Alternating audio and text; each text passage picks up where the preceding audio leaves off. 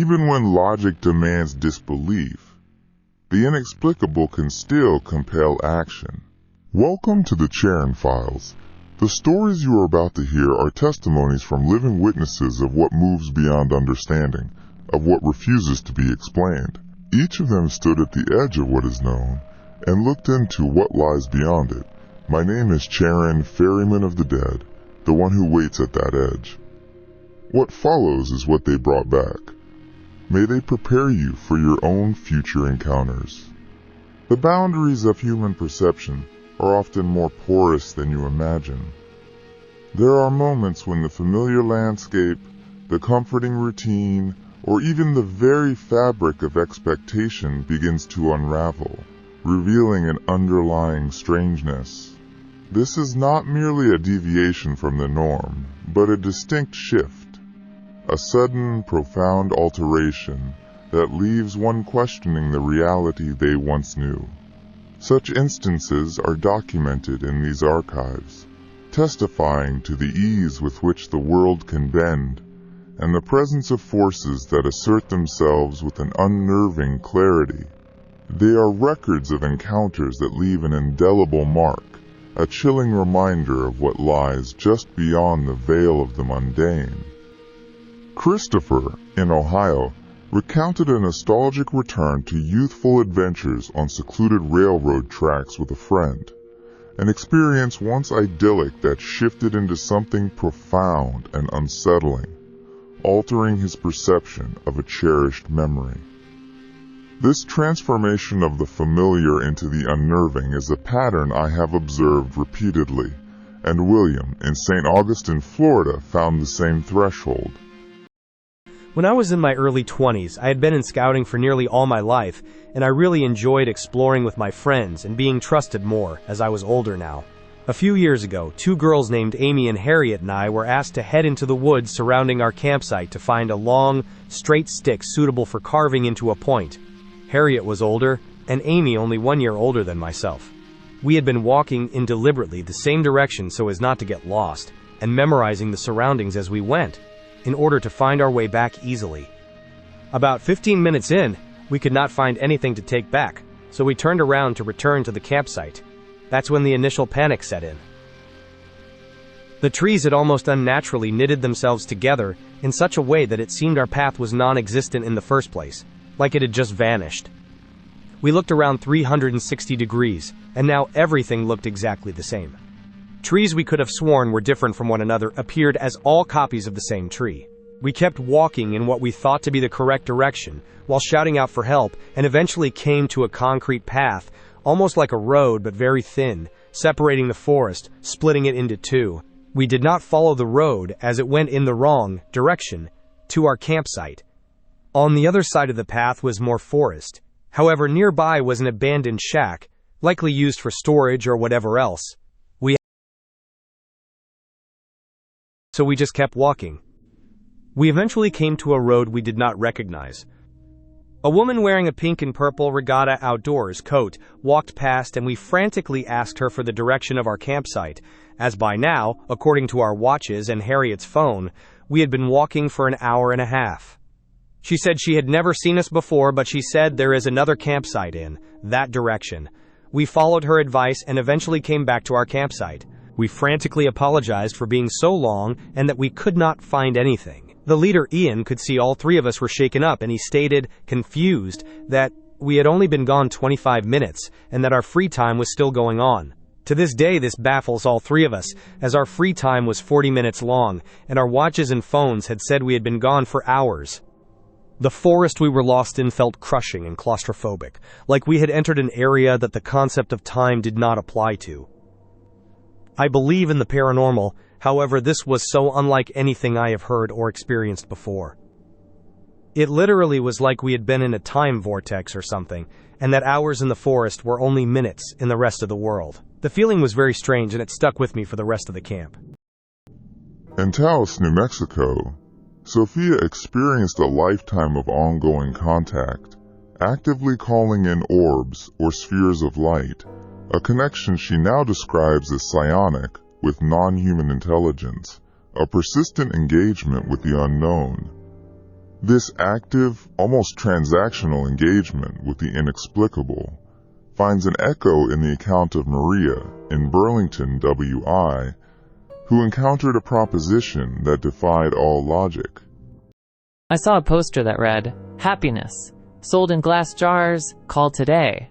My life had become a monotonous cycle of work and chores. I wasn't content. One Friday, leaving work early, I passed the poster again.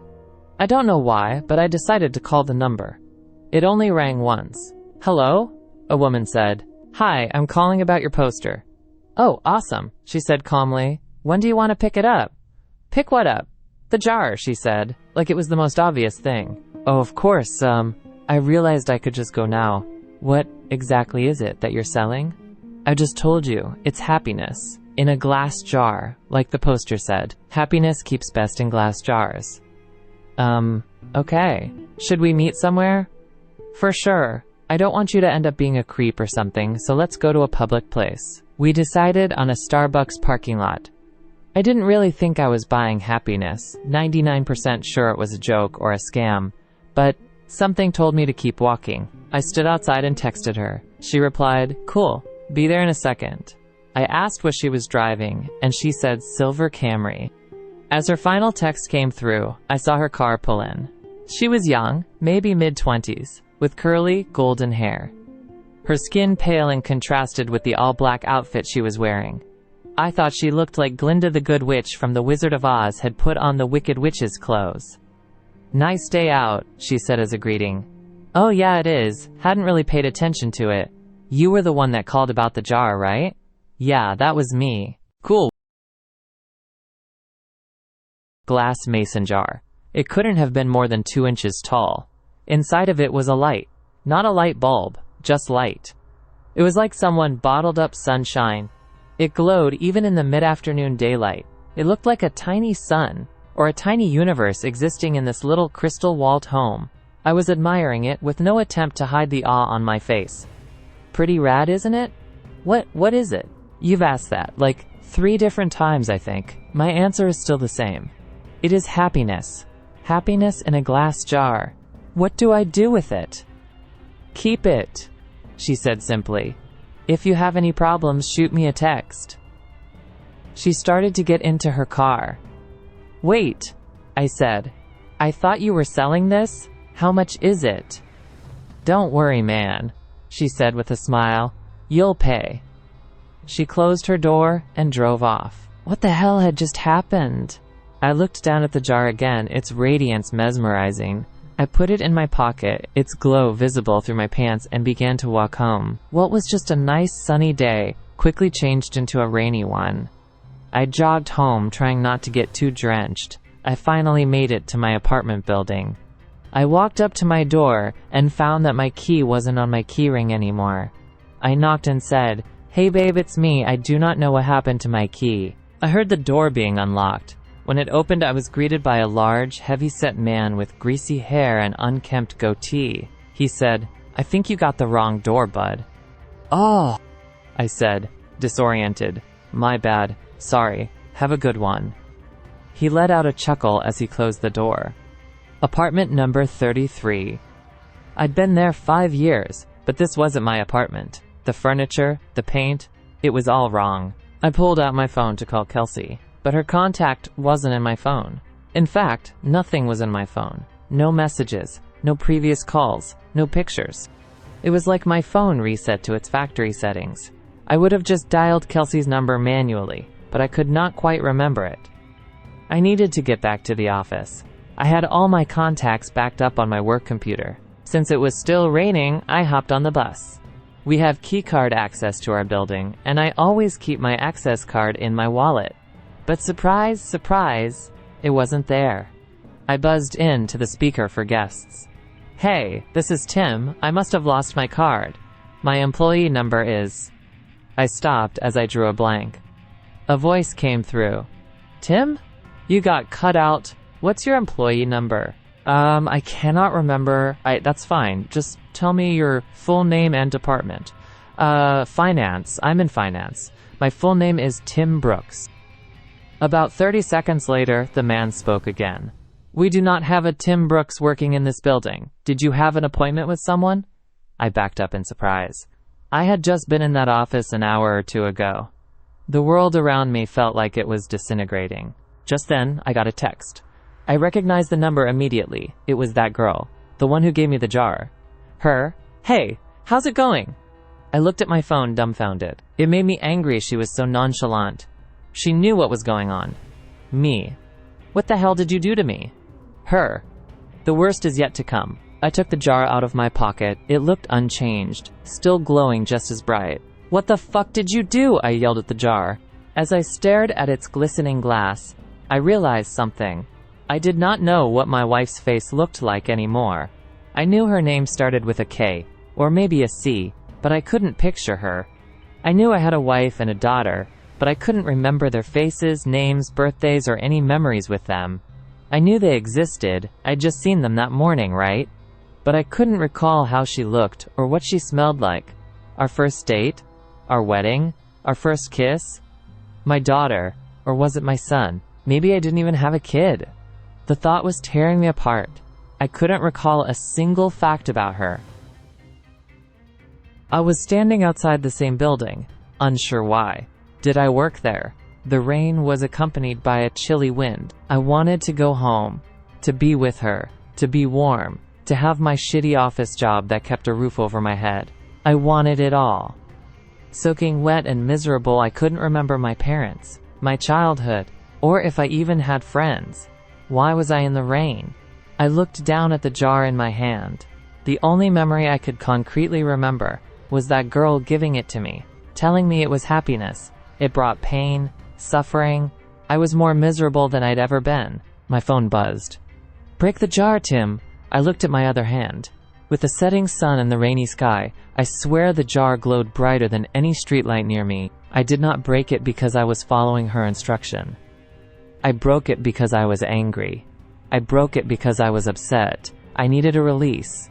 I raised my arm above my head and brought it down with one swift motion, shattering the jar on the concrete beneath my feet. That dark, chilly air accompanying the rain spread away like it was the shockwave of a bomb going off, and I was at the epicenter. I saw the warm, yellow light from inside the jar spread rapidly across the ground and ascend into the sky. It was as if I was watching the beginnings of the universe being created, like God had just snapped his fingers and said, "Let there be light." I was engulfed in it. I could no longer see street, or rain, or anything dark. I felt like I was plummeting into a star going faster than the speed of light. It felt like sitting in front of a fire on a cold winter's night, but that warmth was covering every inch of my body. And then I blinked. Immediately I could feel the sheets beneath me, and my back. The morning light drenched through the glass and gleamed on my face. I stood from bed and grabbed my phone. It was Friday morning. I had one text: "Let me know if you ever need another jar, smiley face." I called in sick to work. I snuck into my daughter's room and greeted her with a kiss and told her she did not have to go to preschool today. We were going to have a family day. She smiled and stretched out her arms with a yawn before curling up and falling back asleep. I got back in bed and squeezed my wife tightly. I did not let go for hours. Our daughter came into our room and woke us up eventually. She was jumping on the bed and shouting for us to wake up. Yesterday I may have found that annoying. Yesterday I may have found a lot of things annoying, or monotonous, or dull. But not today. Today I pulled her under the covers in between me and Kelsey. Today was going to be a good day. Today I was happy. A stark, physical manifestation emerged from the deep woods surrounding Hannah's home in Alabama, where she found herself face to face with a tall, thin, black creature possessing white, beady eyes, asserting its undeniable presence. Such a palpable, unseen presence, sensed before it is seen, is a recurring motif in these archives, and Robert in Maine shares a similar chilling encounter from the depths of the forest. Back in 2010, I was driving around looking for a place to bird hunt. I finally stopped at a piece of town-owned property that I had only gone on once before, and that was to fish for trout in a brook that crossed about a mile in. After parking, I started down an old tote road that split the property for its entire length. The day was very nice and nothing seemed unusual. I followed the road until I got to the far side of an old wood yard that abutted the stream. That's when it just got quiet. The opening was probably 20 yards across with the brook hidden behind some alders on the other side. I sensed it before I heard it. Something told me not to go across the clearing to the stream. I have spent a lifetime in the woods and I have only had that feeling a few times. The first sound that I heard were heavy steps, very deliberate and slow. I couldn't see what was making that sound, and for no reason, I felt fear. I knew that I did not want to see what was approaching me. It stopped at the brook, and I heard it cross and walk to the edge of the alders, then stop. All that I had was a single-shot 20 gauge with birdshot. I had a feeling of danger. It moved on the inside of the alders to my left a few yards at a time. The only glimpse that I caught was a dark, narrow figure. Very tall, as in at least 7 foot. Not knowing what else to do, I pointed my shotgun in the air and touched off a shot. It just stayed where it was. I shouted it did not move. That little voice told me to go. Don't run, but go. As I backed up, the alders where I last heard it moved and parted as if it was getting a better look. But whatever it was, stayed right there as if to let me know it saw me, and to go no further. That mile walk back to my truck felt as if I was walking through a cemetery at night, always turning around, looking everywhere. This encounter has played over and over in my mind. I don't know what that was. I have never gone back only because something inside of me is saying it would not end well. 14 years later, and it still scares me. These accounts reveal how easily the known world can warp, how the unseen can assert itself, leaving behind only the profound unease of what one cannot explain. The names of the witnesses have been changed to maintain anonymity. If what you have heard tonight mirrors something you have experienced, leave your story in a comment below and we will include it in a future episode.